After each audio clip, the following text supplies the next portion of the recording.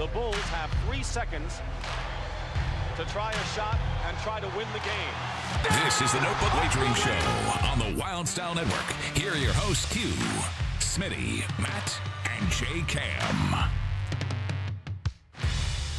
Fan running tonight, Thursday night, live from the Salisbury Center, fueled by Monster Energy. Smitty, I got my man back. He had a week off. He had to recharge the batteries. What's going on, Nails? How are you tonight? Recharge the batteries, yet my batteries are a mess this week. I broke my laptop, so I'm working on some loaner here. It's been a messy week. Internet's been in and out all week as they actually upgraded in my town, so Lord, it's a mess. But let's go. Sports time, even though it's a slow night, but we got lots to talk about. Man, it sounds like you're upgrade. It's like you're in that Footloose town, just starting to get there. I like it. Yeah, no kidding. I like it. Let's go. Go to the factory, dance it off tonight. Let's have some fun. Let's get after it. We got our guy behind the glass. John is after it. What's going on, buddy? How are you tonight? I'm doing all right, guys. Glad to have you both here. Oh, yeah, we're pumped up, man. Thursday night, we're going to try to win some money, and we are pumped for next week. We got some people going to be live, man. The bar, the restaurant's going to be open. I'm pumped. Going to come in. Probably going to say some stuff. Hey, we got Jeff Salisbury's here too, man. I don't know if he'll get on the mic. He's doing a million things right now. But Jeff, if I piss some people off, I want a police escort out of here. If I really rip on someone's team and I go downstairs and someone says something to me, I want escorted out of here. Can you provide that for me? That's what John's here for. Okay. He's big enough. He can do security. All right. Okay. I feel a lot better. Okay. I like it. Let's move on here. He's bigger than most of the security guys we've got. Okay. Okay. I love it. All right, man. Let's go some live bets tonight. We're going to get into a lot, man. Hey, get in that chat. Let's have some fun. We love our people that are always in the chat with some of the great info and some of their great comments. So get in the chat, sign the notebook. Let's have a lot of fun tonight. Live bets. Let's go. Let's win some money tonight. I got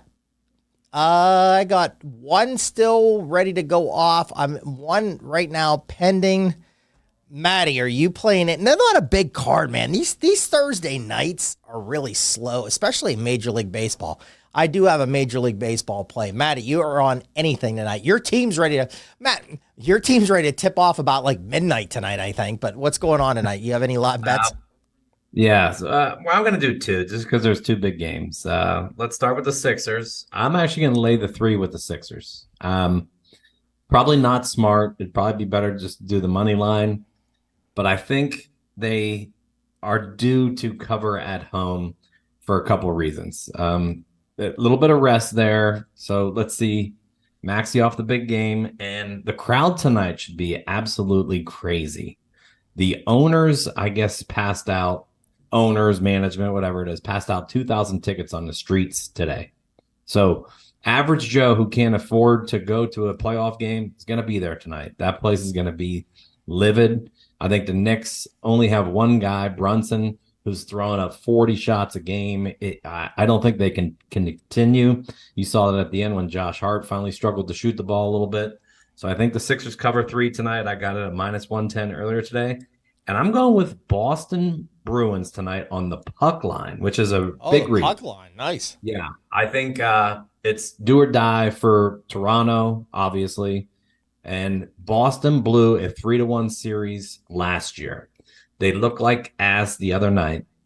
This team needs to bounce back tonight, and I think they're going to get that empty netter late to cover the puck line and win by 2 tonight. So I got a +190. That's a really good number. So I'm going to roll with that, and that's it really for tonight because baseball, I think there's only one game, and the other NBA game is going on right now. Yeah, that's where I'm at. I played the Bucks team points 105.5 over. I think they're at 49 right now, so not off to the greatest start. Pacers aren't one of the better defensive teams in the NBA. If you look at game one, the Bucks 109, 108, 118, 113, 115 throughout the series. So I was going to take a chance with the 105. Lillard is back. Hey, Mike, what's going on, man? Thanks for being here. We appreciate it very much. So I'm going to play that. Not off to the greatest start. We'll see what happens. I got to get into this Sixers game, and I want to come back to this because that's your team. I want to get back to it. I am playing Major League Baseball tonight. I gave out on Sharp Angle Syndicate today. I am playing the Astros money line tonight. Coming off a loss. I'm going to give that out in a little bit when we talk Major League. Favorites off a loss are hitting about 60% this year. So that's one thing I am looking at with the trends. I'm doing okay today. I got the Mets. They came off a loss. Big comeback in extra innings against the Cubs. I got them. Baltimore was, I think, another one I got today. And I did lose Boston. Boston was 1-1 throughout the afternoon, but they gave up 2 runs late. So we are on the Astros minus 135 and the Milwaukee Bucks team points over 105.5. And I'm going to get into something with this game tonight. So let's dive right back to that. I want to go right into that because that's your team. Yeah, here's the thing. Sixers fans, well, they better show up because they surely didn't show up the last game that was here. New York fans completely took over that. Now, so you're feeling good tonight. You're feeling confident. You're feeling good. You're feeling confident. Here's the thing. I agree. You said some guys got to shoot. Brunson's been shooting a lot. Scored 40 last time. Hart has to pick it up. Okay? Hart has to pick it up. And the Knicks have to pick it up. In my notes, they shot 27% from three-point line. You're not going to win in that. Both teams don't play a lot of guys off the bench. Nope. So we're going about 2 guys coming off, 2 to 3 guys coming off the bench here. So, guys, foul troubles, anything like that. Harris came off a good game. Maxey played fantastic, 46 points the last game. That game was crazy. I thought when they got into OT, the Knicks came out, got a big lead, got up by about 6 or 7. Not really a big lead, I guess, in the NBA, but it was like that. But great job by Maxey to come back. So, Matt, do you feel confident, though, even if they get this one, they're going to go back and they're going to take care of business and win this series? So when we originally started talking NBA, I said I don't think the Sixers can win this series just because Embiid was unhealthy. Now they're actually proving that they can actually win this series with Embiid being not 100%. And it's kind of shocking. I thought that last game was the closer. I thought they were done. And then they pulled a miracle, 6 points in 29 seconds, and Maxey hits the huge half-court shot, basically, and then the foul, and just nuts. So it was kind of like a role reversal of Game 2, I believe, where the Knicks pulled out the last-second win. So I actually think they can win this. I think they've gotten Embiid enough rest in-game that he's okay. I know he's just severely hobbled, though. But the Knicks losing, I believe it's Mitchell Robinson, hurt them, not having another banger in there to actually just keep smacking Embiid around. And I don't think Brunson can keep dropping 47, and they don't have another offensive weapon with Randall being out. So I think the Sixers, if they win tonight, I actually do think they win the series in advance. Okay. Good info there. That's Matt's team.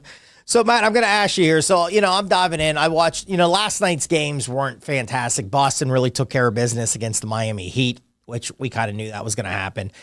Hey, Ken, what's going on, man? Good to have you in the chat. If the Sixers can get to a Game 7, anything can happen. Absolutely. Craziness happens in Game 7s. Celtics, I'll tell you what, Matt, and I'm not trying to say this because I'm a Celtics guy. I'm a Celtics fan. If they play their B-plus game, I don't think anybody in the East can get them. Do you agree or disagree with me on that? I probably agree. Definitely not Indiana. I don't think the Sixers can either. I actually think the team that matches up the best with them is probably the Knicks here on out, and I don't think they're going to get by Philly if they lose tonight. So that leaves Cleveland too, and I'm just like, I don't know, man. Cleveland to me probably is the next biggest threat in the East, but yeah, I think you're right. I think even just a B+, A- effort by the Celtics gets them to the finals. I think it's a cakewalk. Now, they might struggle a game or two, give away a game, especially without Porzingis. So, they like to do that. They like to give those games away. Yeah, it's like they don't have the killer instinct. Jaylen Brown, to me, is not a killer. Tatum, he great player, just kind of soft. They don't have the Marcus Smart. They don't have the Pat Beverly type guy in that clubhouse. So, I don't know. But it's almost like they're on cruise control, and they're probably going to go to the conference final for sure, and probably to the NBA finals. I mean, I don't know who's going to stop them. Like you said, yeah, they can throw around just a B+ effort and probably get there. Yeah, the one thing, like I said, the last night's games weren't good. Boston won really big. Dallas really took care of business. And I'm going to jump in before we switch topics here into tomorrow's games with Matt. I think with White right now, White is just playing so good. I mean, you have a guy, when you have Tatum and you have Brown that can do so many things, and then White now is just starting to take over and throwing in big games. And the Celtics, their depth is so good. They can bring multiple guys off the bench that can score some more points for you. That's what a lot of teams don't do. And that's what I just said about the Knicks. Knicks are playing like last game. They played 2 guys off the bench, I believe. Yeah, 2 guys off the bench. Philly, I think, played 2 to 3 guys off the bench. The Celtics can do that. But like Matt said, the Celtics are a team that can just sometimes you're like, what is going on here? With their shot selection.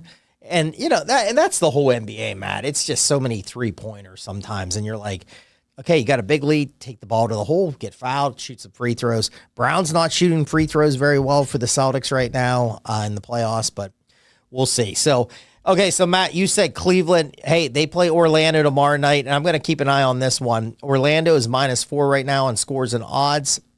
So if Orlando gets that's 3-3. We're going to game 7, which I think Orlando has not played great. I don't think on the road. They've played very well at home. They've taken care of business against Cleveland at home here. And then you got, I'll be honest here tomorrow night, Matt, I might jump on this tonight. You got Dallas that's coming off a really good performance last night. They're -8 at home against the Clippers. I know the Clippers got it handed to them. I know Leonard might not play, but Harden had a really bad game last night. And listen, Westbrook, I think you or myself could go in there and shoot better shots than Westbrook. I think we'd make more jumpers than he would. So do you like any of those games tomorrow? Especially the +8 for the Clippers? That's probably why I would probably go against you. I would probably take Dallas. Oh, you like Dallas. Okay. Yeah, because I think like we all know, it's kind of like cracking a code when you're figuring out teams, and they just let Russ shoot, and look what happened. They got absolutely buried. So they cracked down on Harden. I don't believe Leonard is going to go already. I thought I heard today he's probably out. If they could just lock down Paul George and Harden, let Russ shoot. Let him throw up 30 shots a game and go 7 for 30, and they're gonna get blown out again. I don't think they can stop Kyrie. I don't think they can stop Luka. It's home court. I think Dallas advances. That is a lot of points, but it kind of gets to that desperation mode when you're coming down the stretch. If you're losing by 5, then you got to start fouling. I think the Mavs can cover that, and I do actually like Orlando to cover theirs probably as well. I actually had Orlando to win that series, so I really want to see it go to Game 7. I think that'll be really intriguing. But like you said, Orlando is really bad on the road, so that's not good. And I was just checking out Cleveland's roster. I wanted to see their big men. I think probably Cleveland would be the biggest threat to Boston in the East because of Evan Mobley and the big guy with the fro, Jared Allen. Because, I mean, it would be the Sixers with a healthy Embiid, but he's not healthy. So I don't think that's going to matter. And they have so much scoring that they'll just cancel out Maxey. So the Cavs with Donovan Mitchell and those 2 big guys, I think, are probably the biggest threat left. But, heck, they might not even get past Orlando. All right. Yeah, Mike, hoping for Game 7. Aren't we all? Game 7's just, like I said, they're so crazy. A lot can happen. Hey, Scotty, what's going on, man? Good to see all these guys in the chat. And Loyal, we appreciate you every week. Hey, guys, throw that in, man. Who do you think in the chat's going to win, man, with some of these? Is it going to be 76ers tonight? Is it going to be the Knicks? Let's give it out. We'll shout it out here. So, all right, man. Yeah, I'm excited. So, real fast before we change topics here, Matt. So, you like the Celtics in the East. I agree with you. I'm not trying to be a homer, but I like who in the West right now do you think is going to come out of the West? The West got a little interesting because of how good Minnesota looked. Now, I watched them. They actually played really well, but they also are really careless. I know Anthony Edwards is amazing right now, but Carl Anthony Towns is probably the barometer there that you need to turn up a little bit. He needs to be better with the ball. He needs to not foul as much. Gobert in the middle is amazing. So that's going to help on Jokic, even though Jokic plays really good against Gobert. But they can throw Gobert at him. They can throw Karl Anthony Towns, and they have Naz Reid, the sixth man of the year, probably. So they can throw three guys at him. So it's who is going to step up for Denver, and Jamal Murray has played really, really well. I'm going to stick with Denver for now. But I actually think the winner of the West is whoever wins that series. All right. Yeah, Denver, I like Ken, not the Lakers. Thank you. I think it was last week when I was on the Lakers. Man, that was hard to do. And of course I lost. Of course the Lakers, of course LeBron James couldn't do it for me. Just remember what he said. It's only a game. It's only a game. Yeah, clown. I'm so glad they're out. See, those are comments next week after I say I might have to get escorted out of here because you're going to have some LeBron James guy down there with like a jersey on and he's going to get all pissed off and stuff. Yeah, John's throwing some. Hey, John, just limber up, man. So my goal next week, everybody, is do a lot of sit-ups and try to do like 2-pound weights. Try to be ready to go, John. I got to get when you're like me, you got to just be like a cheetah, man. You got to just run. So, yeah, someone's going to come up with LeBron James. I can't wait, man. I can't wait. I'm excited. This place, again, I'm going to just do a little plug throughout the show. If you're in this area, come down, check it out, or come up, come east, come west. I don't care where you're at. Come check out the fights. Fights are fantastic. Concerts are fantastic. Now, Thursday, Friday, Saturday, Sunday, if I'm not incorrect, bars open, restaurants open, podcasts are going to be on. It's going to be a lot of fun. Get down here, hang out at the Salisbury Center, best place in Manassas, Virginia. All right, let's move on here. Draft. Man, that was last week. Matty had a week off. I know he was diving into it. We had Justin does like 80 bazillion things up here, man, and just add one onto his resume. Justin just jumped on with me. Go ahead, John. He was really good. He was fantastic, man. Fantastic. So it's always good. If one of us can't be on, we can just get Justin to throw on there. People liked him. I thought he was great. His draft comments were fantastic. We did a really good job breaking down where the draft was going to go. It did. So, Matty, this is where I want to go with the draft tonight. One or two teams that you were impressed with. The one, like, what the heck just happened here? And I think we'll be there. But I'm going to go with you. Give me a team or two that you really liked what they did in the draft last Thursday, Friday, and Saturday. I'll go four. Just four real quick. Okay. So being from Pennsylvania in Pittsburgh and then growing up outside of Philly, props to Pennsylvania. Steelers killed it. Eagles killed it. My team, for a change, the Washington Commanders, I believe killed it. Now, this is all on paper, and this is all pure speculation because a lot can still happen. And I think the fourth team was Arizona, simply because they had a ton of picks, but I think the picks they made were really, really excellent quality picks for a rebuilding team. So those are my big four.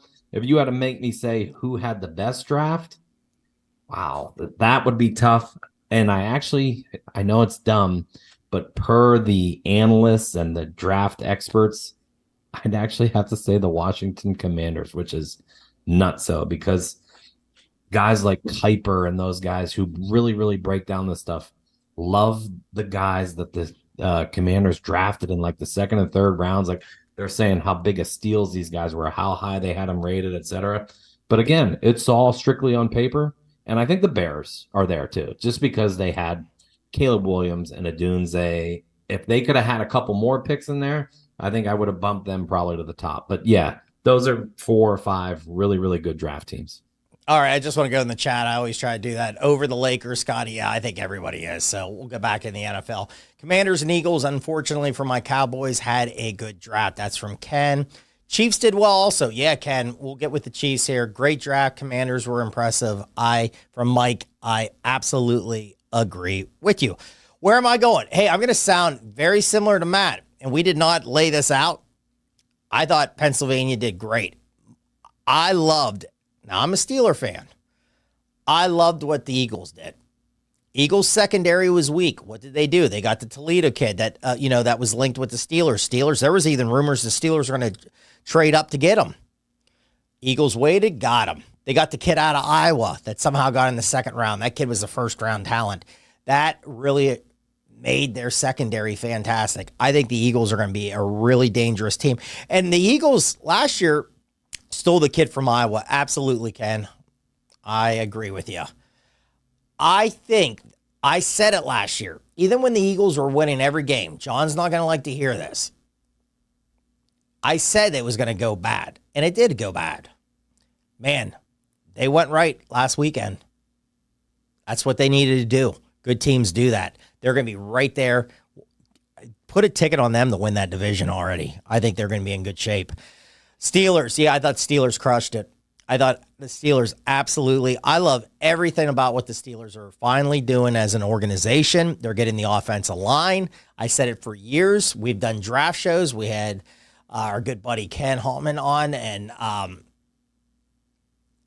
I always said offensive line. Matt has said offensive line. Matt had the best text last week. I think Dr. Brent said.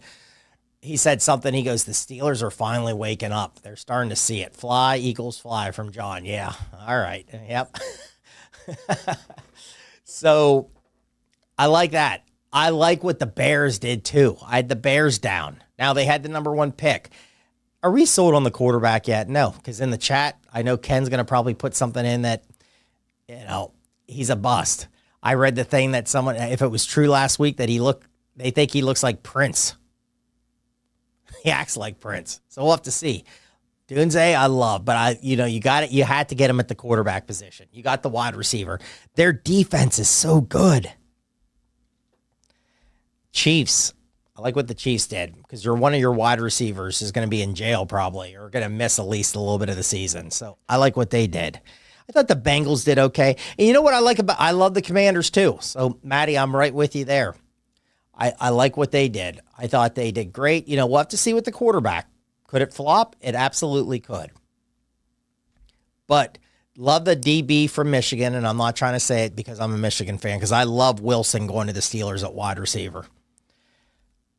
So I'm going to sound like a homer.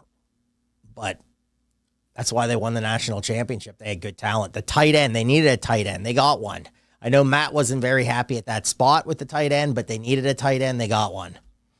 So, yeah, I think the Commanders, and I usually bash the Commanders, I think the Commanders did a fantastic job. So I think the arrow is pointing up here in the D.C. area with them, and I think they're going to do some things here, hopefully, over the next couple years. Maddie, what was the surprise moment of the draft, especially in the first round? On Sandstrom. Oh, there we go. I'm not as high on Sandstrom as you guys are for Washington. Okay. I would have rather them go get Kool-Aid McKinstry just because of size. Out of Alabama. Yep. Okay. Yeah. And they had the potential to do so. I think the tight end is fine. I would have rather them get the Penn State tight end a few rounds later. But I'm okay with, like I said, I think they did really well on paper. Now we got a lot to see. We all know, sadly, the holy SHIT moment in the NFL draft this year was Michael Penix getting drafted by the Atlanta Falcons, first round, top 10, 8 or 9. I can't even remember. It's like 9, why? I think. Wasn't it 9? Yeah. Maybe it was 8. One of the Whatever. two. Yeah. Just why? Why would you do so? Kirk Cousins, you are shelling out buku bucks for. You basically pushed all in. Your odds were the top in the NFC South for the division winner over Tampa, over New Orleans, of course, over Carolina, who had a poo-poo draft. Now, why would you do that? Even the owner in the draft room, if you saw the clips, was like, what is going on here? Why are we taking this guy who now we're going to say, well, what if he sits 2-3 years and learns? Because then he's 29 years old, and what's the point? You've now ruined that kid's career. The only Michael Penix can guarantee right now is he's going to try his damnedest to take the starting job from Kirk Cousins. If not, he's going to be just a great high-priced clipboard holder backing up Cousins for, who knows, 2 years minimum. So I don't know. For a team that's win now and you have addressing needs at pass rush, I believe you were 30th in the league last year. Yeah. You passed on Turner the kid from UCLA and Turner from Bama. I don't get it. I am pretty sure that GM immediately, Fontenot, went on the hot seat. Even his second or third round pick was really sketchy. Like, what are you doing? Like, who are you reaching for here? They took a huge reach on somebody that had like a 6th round grade on. So I don't know. Maybe the guy had a bad night. Maybe he went out and maybe he was at that strip club where he was at that strip club where all the pros go back in the day down there in Atlanta. So Patrick Ewing, I think, was there a couple times. Okay, maybe allegedly. I want to say that before he sues us or sues me. Yeah, that was the moment. I was shocked. You know, we're up here. I think we finished the show last week about the first pick because it took forever. You know, it comes on at 8, and then it has to. You know, that's why that Sixers game tonight's supposed to tip off at 9. I mean, what a joke that is. 9 o'clock on the East Coast. You know, that's not tipping off until about 9:20. That game's going to be forever. So that took forever. And the Bears, we were joking, Justin, John, myself last week, Maddie. You know, the Bears know who they're taking, and they have to take the full time. Yeah. I mean, what are you doing? Why are you taking the full time? Don't pull Minnesota Vikings that somebody falls asleep, you don't get the pick in, and then you lose the pick. Yeah, go Google that, people, if you haven't seen that with I don't know what year that was, but the Vikings whiffed on that and didn't get the pick in on time and lost it. But, yeah, Matt, I agree with you 100%. I don't understand it. You know, you gave all this money for a guy. Now he's coming off an injury. And you can say it. You can say, hey, well, he's coming off. But like you said, then if you're drafted, why didn't you go get J.J. McCarthy then? That's 21. Yeah. Why are you taking a kid that's going to be 24? Because someone said it on X. They said, if this kid sits, because Cousins' contract, I believe, Matt, and if I'm incorrect, please fix it here, man, or correct me. It's 4 years. So I think 2 are guaranteed. 2 are guaranteed. Okay. And then I think it goes to some clause that they can probably opt out on. They probably could opt out. Okay, because this person said, and I don't know who it was. I didn't write it down or anything, but it could have been Joe Schmo. So it just said if this guy, if he sits for 4 years, they're going to pick up his player option without seeing a field. And now you're paying your starting quarterback this. Now what are you going to have to get Penix because he's in the top 10 of a contract, and you had weapons. If you use them correctly, you got Robinson at running back. You have the other running back. You got Pitts. Finally, somebody get the ball to Pitts. You got London at wide receiver. They have weapons. They needed defense.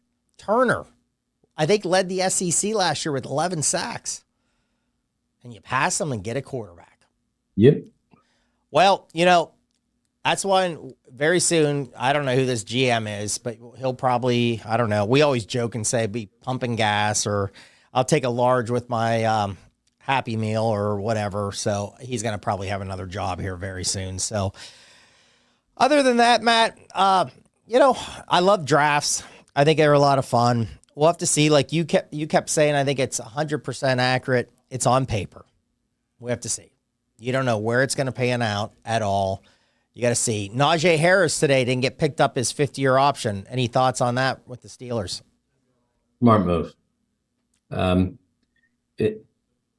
It's just a business move. It's nothing against his play. He's played well, but Warren's there on the cheap, and running back, as we know, is just a workhorse role anymore. You don't need to be amazing to hold down that role. Everybody has proven that. Guys getting drafted in the 6th round, Pacheco, these other guys, free agents picked up, Kyron Williams. Come on in. Just get a good offensive line, and most of these guys can run behind it. They have enough talent. So, yeah, I think it's a smart move. It should save the Steelers a little bit of cash in the long run. Ken says Penix won't even see the field until he's about 27. Yeah, possibility. Very good possibility there. That's too bad because I like the kid. I mean, I really do. You know, his draft stock was going up. Then he got in that semifinal against Michigan, and I said it last week with Justin. and I think Justin, we kind of went back on it. Michigan lit them up. Or that was national championship game, excuse me. National championship game, not semis. National championship. Lit them up. Well, Michigan lit a lot of people up on defense last year. Now, some people say he throws off his back foot and everything like that. That's fixable. Hopefully it's fixable. But it's a bad spot. It's a bad spot. I mean, maybe they know something, Matt, that Cousins is not going to be ready. Yeah, we are. We could be totally wrong. Yeah, it will be a fun story to follow when we get into camp here, into preseason, into the first couple weeks, and we can really break it down. So, all right, Matty, great job there on the NFL draft. Good info there. Let's go Major League Baseball, everybody. Like I said, I'm on the Astros tonight. You got time. I think that's an 8:30 game, 135, coming off a loss. I'm going to just throw this out. This was from the other day. And again, Josh Applebaum from VSiN. I say his name each week. Just top-notch guy. Favorites off a loss this year. And again, this was earlier in the week. I did not write down what day it was, so this is just where we're at. 117.77, 60%. So I've had a really good week. I'm coming off of 4-1 the other night, 4-2 last night, and I'm at a 2-1 today with one more pending. And I'm kind of going with these trends. Road favorites, another one, 95, 64, 60%. So keep an eye on this. What I've been trying to do is write down these teams that have lost the night before or the day before, and then I've been trying to go right back and see where the line is. They're favorites. If I kind of like it, I'm jumping it. And it's been paying off this week a little bit. So Josh Applebaum, fantastic, doing great stuff. All right, Matty, let's just go real quick with the Pirates. Pirates are a train wreck. It's not good. It's not good. And I have an over with them. And it's a shame because they finally have some pitching. And they have maybe one of the most dominant pitchers ready to come up here probably in the next week, maybe 2 weeks. It doesn't matter. And that's the funny thing. All these people are like, well, Skeens is going to come up. Who cares? I guess he DH'd at Air Force. And I saw some highlights. He can hit some home runs. Maybe he can hit. Because this team can't score. And they're doing nothing about it. They're not changing up anybody. They're not bringing. You have a former first round pick at second base hitting about close to 400, sitting down in AAA. You have got Jake Lamb was a former major leaguer that was good. He's killing the ball right now. Bring him up. The big guy at first base, and I thought he was going to hit some home runs. Man, that's a mistake. I really blew that, which my boss every day reminds me of that. So Pirates are a disgrace right now. It's really bad. It's not good. Matt, you gave out a good thing on X the other day, which I thought was fantastic. And you really listed why the Pirates fail. Off the top of your head, can you give me, I don't know, you had about 10 reasons, but can you give me 5 off the 10? So I said management, coaching, player development, pitching, the bullpen. You can't do pitching. Starting pitching's fantastic. Okay, well, we'll interrupt it there. If you were to trade one player from the Pirates right now, who would it be? What happened to our Pirates when he swept by the A's? I know, Ken. I stayed up way too late 2 nights of the week watching that. If I had to trade one Pirate player, now, am I just trading to get a bum off the team, or am I trying to get prospects or anything? Who should be your biggest? I mean, I think this is actually pretty easy. Who should be your biggest trade piece right now if you're the Pittsburgh Pirates? Oh, the best player on the Perez right now, the veteran pitcher, lefty, pitching fantastic. Jones would be another one, but he's a rookie. You're not trading him. Mitch Keller. Oh, yeah, but no one's gonna. Here's the problem: no one's gonna take that contract now. It's a bad contract. So that's why the pitching's a problem, because he's your number one. His ERA is 5.18. Well, he ain't the number one. I mean, they thought he was the number one, but he's not going to be the number one. And that ties back to the management thinking he's the number one. And I've been saying it for 2 years. They should have traded him probably last year, the year before. They should have traded Bednar too. Yeah, and I've said this all the time. And our good buddy Garvey that was on the show, played at Pitt University, man, had a great interview about him years and years ago when we started this show. You don't need a closer when you don't win games. and maybe they weren't there, and you trade, and somebody would have overpaid. And now now he's about the 7th inning guy.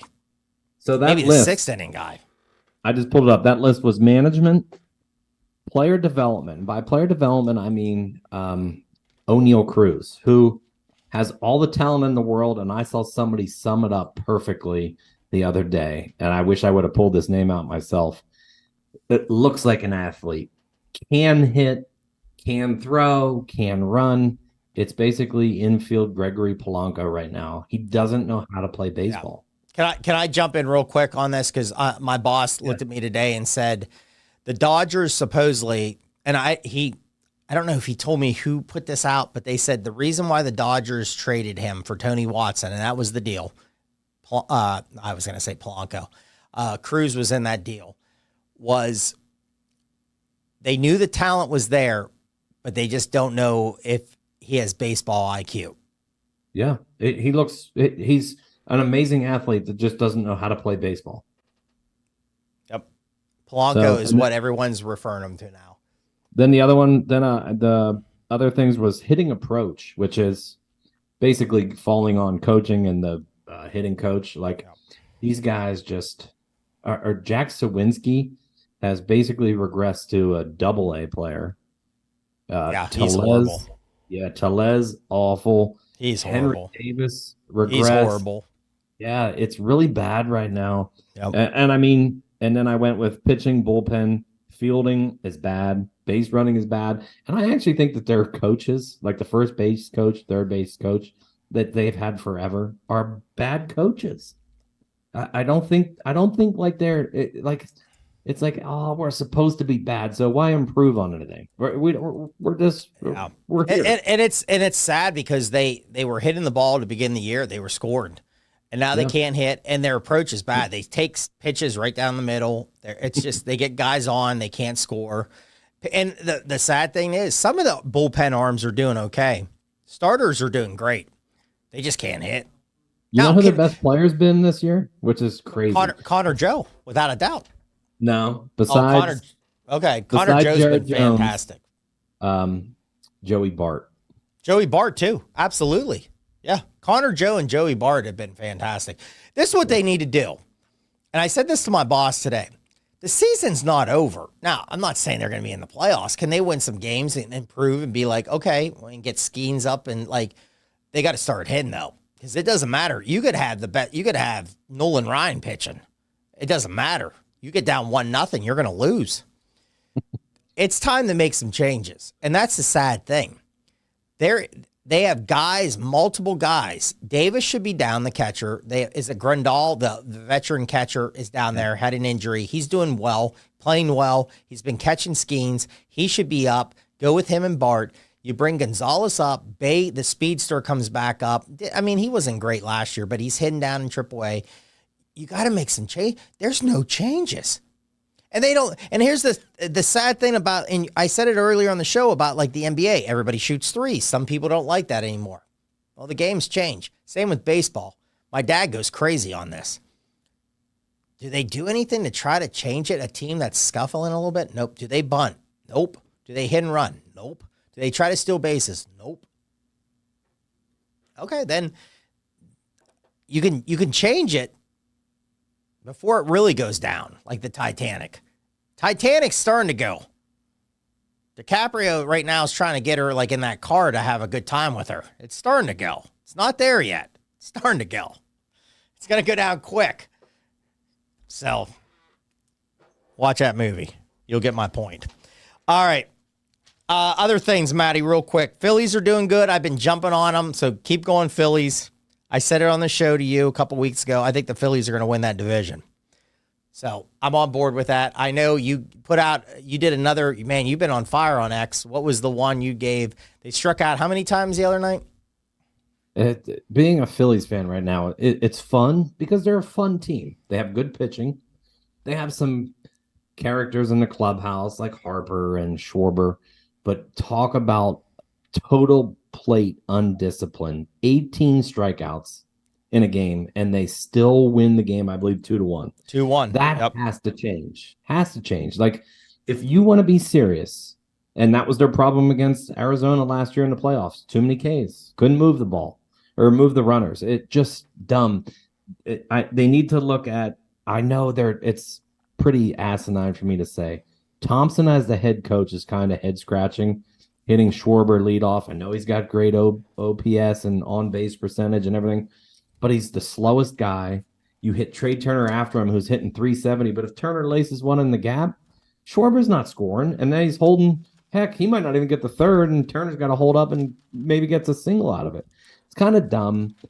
Nick Castellanos looks lost, but then Alec Boehm is carrying him and Turner are carrying the hitting. But the rest of them got to get going because Atlanta, even though Atlanta has battled some injuries and lost Strider and whatnot, they're not going away. And they're still ahead of the Phillies, and Acuna has not turned it on yet. So it's gonna be a long season, and that's gonna be a battle.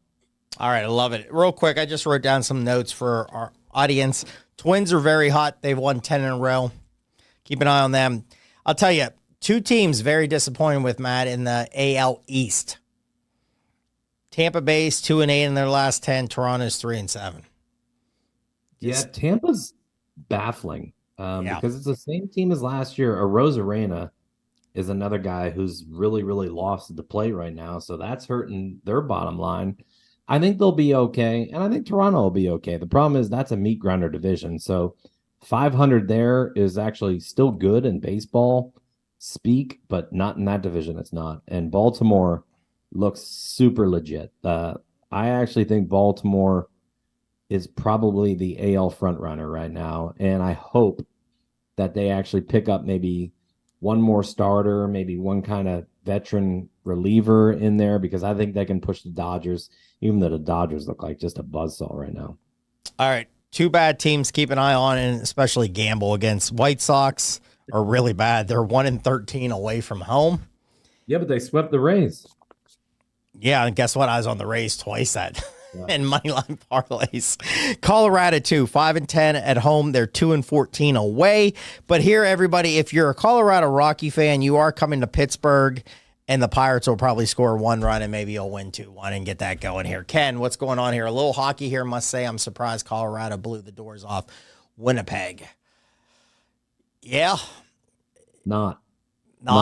Who did I pick? Man, old man in the garage is whipping me in that contest. We did 3 points, a point for if you called the team to win the series, 3 if you called the series. And man, he's been calling the series on me. So I'm down 8-3 to old man. I'm going to toot my own horn real quick. I saw Ken last weekend, did some stuff back east, and we of course talked hockey, had a couple beers and whatnot, and so I got into a big pool this year. And I am looking to actually go 8-0 in the opening round, picking the series winners. It's still depending on the series. I actually think Mr. Hockey, everybody. Yeah, Mr. I think Puck. Colorado is the sneaky team to actually come out of the West.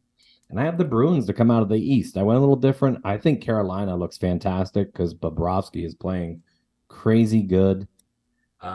My only scare right now, I believe, is Dallas. I have them to beat Vegas. I do too. Yeah, I think they're going to. I think Vegas is kind of just a little tired, and their goalie's just not that good. But yeah, 8-0 for me in this big money pool would be a great start. It actually might guarantee me a spot in the money because I might be the only person who has that. All right, awesome stuff there, man. Well, good luck to you, Matty, with that. All right, Kentucky Derby. Exciting 2 minutes. And we're not talking about the bedroom. Here we go. Who we got? Where we like? There's a lot of... I know we're going to disagree with one, and I'm going to give reasons. Not that we disagree. No, I don't think it's disagree. Hey, listen, old man in the garage is like, he's on that horse too. And I just... And listen, I'm not in... I used to love this, and I'm not into it as big as I used to be. But I've been doing my homework because, again, I'll be into these 3 big races. You know, horse racing is good to put some money in an account, and on a Sunday, you sit back and you have a good time, and then you throw a card down and have fun and see what you can do. But Twin Spires action. Yeah, exactly here. So, you know, I haven't talked to Denny yet. Denny always has info. His dad does. So I'm going off some things with this. So, Maddie, we got the number 2, Sierra Leone. I think I'm pronouncing that right. Is one of the favorites, and where am I at here? What number? Fierceness. What number was that? 17. 17. 17. Okay, so those are the 2 favorites. Here's the thing. You have not had one in the gate at 17 ever to win, but the good thing with that is one scratched, and that is down now into the 16 spot. Good horse, completely dominated the Florida Derby, won big time on this. Now, why do you like the 2 so much?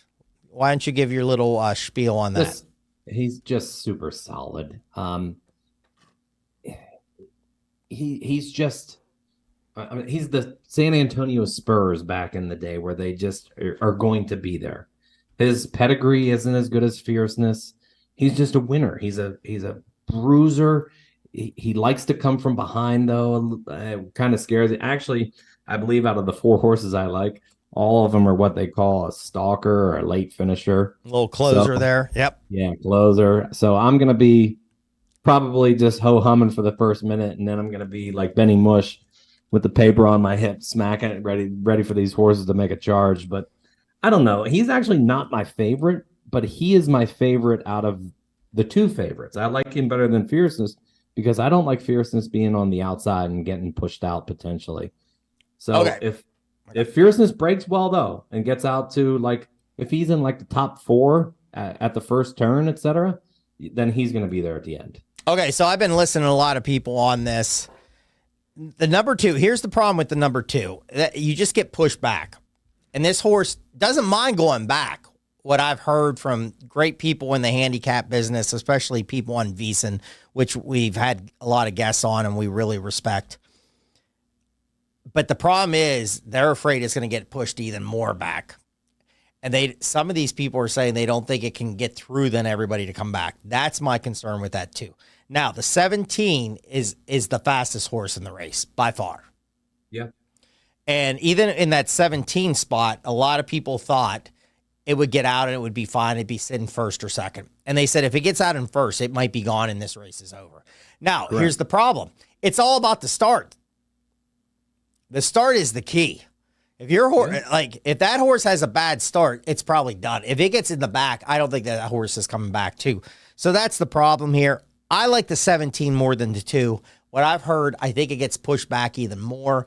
I don't think it can come back. I'm going to lay off the 2. My card will be out on social media by Saturday. So will Matt's. But we got a couple more really quick. Some more little nuggets I have in this. The number 1, the brother won it last year. But again, it's in a tough spot. It's in the number 1. It's going to get pinched. It's going to get pushed way back. Can it come back? Maddie, we're on, I know one that you kind of like, and you like the number 7, right? Honest Marie. Honor Marie. Correct. Or excuse me, Honor Marie. Yeah, I'm right with you. I like that horse. Another one I'm kind of eyeing up is Just a Touch. I like that horse. And then the number 19, Resilience. Keep an eye on that horse. On that. Now, I'm going to give a little nugget I heard on VSiN from the Bear. It's supposed to rain tomorrow, and it could rain in the morning. Now, that track drains especially really well. So it might not be a problem. Now, if it is, Old Man in the Garage looked it up. It upped a little bit in percentages, back close to 50%. He said Mystic Dan, the number 3, is really good in the slop, likes the mud, and will run well if it's a sloppy track. Just a little nugget. We'll have to see. So I got to do some more homework. I like the 17. I like the 7. I like the 8. I like the 4. I'm not sold on anything yet. I'm not going to go a big card. Probably do a couple, like 1 or 2. I'm going to do Win in Place, Matt, I think. His mother was a mother. Father was a mother? I always do a big card. That's the problem. Because I'm going to be down at the Meadows Casino, and we're going to be out day drinking, and they close the track down and make it a big party. So it's a good fun. Casino. I've been there. Like that casino. Yeah, so you have a couple drinks, and next thing you know, you're in making 8 the superfectas and whatnot, and so I'm going to throw out 2 horses, 2 more. All right. The 11 horse the Japanese horse. Yeah, I Forever like Young. that one. Yep, go for I it. don't think it wins, but it's undefeated, which means sure, could it be racing against some tomato cans overseas? We're not 5 for sure. 5. Yep. Yeah, you'd really have to dig in, but still, that's impressive. 5 for 5. So I think if you're going to make a trifecta or a superfecta and you're getting 4 horses on a board, I think you have to put the 11 horse in there. And then my best bet is I'm actually taking an underdog to win the race, and I'm going to take horse 5, Catalytic, at 30-1 right now is going to be my best bet to win. Wow.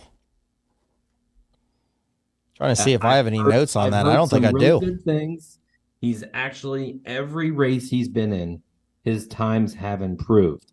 But everybody's going to see the Florida Derby where he took, I believe, second to Fierceness, but he took second by 13 lengths. But his time improved again. And I don't think with this big field, Fierceness is going to run away this time. And if this horse improves again, I think he's going to be close. And I'll take a shot at 30-1. Wow. Love it. Gonna write that down. That might be a little pizza money on that. Yeah, we're gonna see if Chad Brown, the number 2, Chad Brown is over here at the Kentucky Derby as a trainer. So can he finally get one? And he is on number 2 with, I think, some other horses. And here's the thing. So a lot of, people, and we're not experts at this. I mean, we do this. We do dabble into this here and there. A lot of people have asked, Triple Crown, is there a horse that's going to do this? And a lot of people are saying, no, this ain't Justified. This ain't American Pharoah. There's not. No. And here's the thing. There's no Baffert horses in this. They were not allowed to be in this. And I think they are allowed to be in the Preakness and the Belmont. So you have really good horses coming in too. So I would not, there is not going to probably be a Triple Crown. But one thing I want to piggyback off Matt, the number 11 again.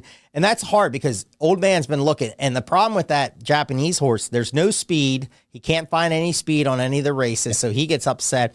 They usually don't do well. But again, this horse is 5 for 5. A lot of people, if you've listened, they said maybe probably not going to win, but if you're going to do a try, anything, a little bit higher, like more horses in your thing, make sure that one's on your board because the number 11 maybe hit the board.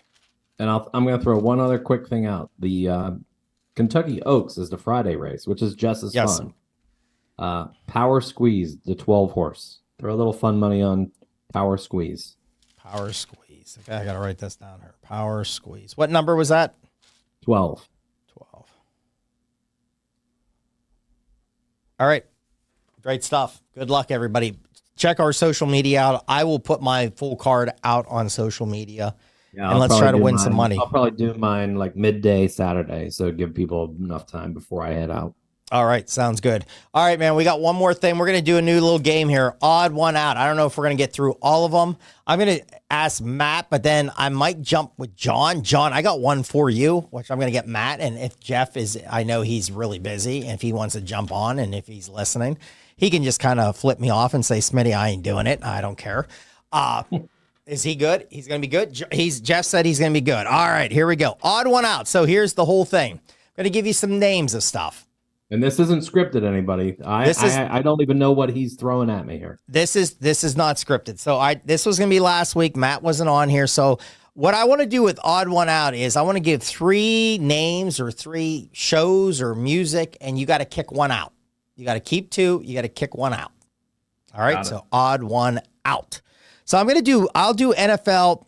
Boys, when I'll bring you in behind the glass here in a question or two. I don't know if we're getting close to time, so I don't want to go over here. So, Matty, quarterbacks in the NFL draft. Daniels, McCarthy, May. Maybe what you think of them, where they ended up. Odd one out, Drake May. Drake May. Can I ask? Not a fan of the landing spot. I do really like, so we'll kind of like give a little justification here. I do like the one wide receiver that they drafted late named Baker. So anybody who does fantasy dynasty stuff and you got a draft pick to burn late in the rounds, Baker, I forget his first name, but the new regime in New England is going to struggle. I feel bad that May's there. I thought McCarthy was going to go there from my draft sheet. So I think McCarthy has a better spot. And as you heard earlier in the show, I am a fan of Daniels in Washington. All right. I'm going to jump in that one too. I'm probably going to agree with you. I'd say May. I think Daniels is going to be okay. I think they got some weapons. I think McCarthy's in a good spot. He can sit. So I think May. All right, Maddie, this one's for you, and then we'll get the boys. And I'm jumping a little bit more with this too. We're going to do all of them. Who cares? It's our show. We're going to do whatever we want to do. Harrison, Neighbors, and Dunze. Odd one out. That one's tough. I love Malik Neighbors, and watching his film, I think he's every bit as good as Harrison. Harrison has the better quarterback. I think with Williams and Adunze, they'll build together. So odd one out, I actually have to say Malik Neighbors, because Danny Jones probably isn't going to cut it, and he's probably going to be their number one without a guy like Darren Waller, no Saquon Barkley. He might get the double team coverage, and he might struggle year one. So I feel kind of bad, but Malik Neighbors is probably the odd one out. All right, with me too. Neighbors is that. All right, we're going to bring the other boys into this. We're going to go old school. We're going to go Nintendo. John, give me a thumbs up. You played Nintendo? Jeff, you played Nintendo? No. Oh, okay. Okay, Jeff, I'll bring you in the next question. Yeah, I was an Atari guy. No, that's okay. I'm too old for Nintendo. No, well, come on now. You're not that old. Yeah, I thought maybe you're there. Okay, John, so you're in this one. We'll bring Jeff. I know Jeff has an opinion in the next one. All right, here we go. John, we're going to start with you. Nintendo, Mike Tyson's Punch-Out, Tecmo Bowl, Contra.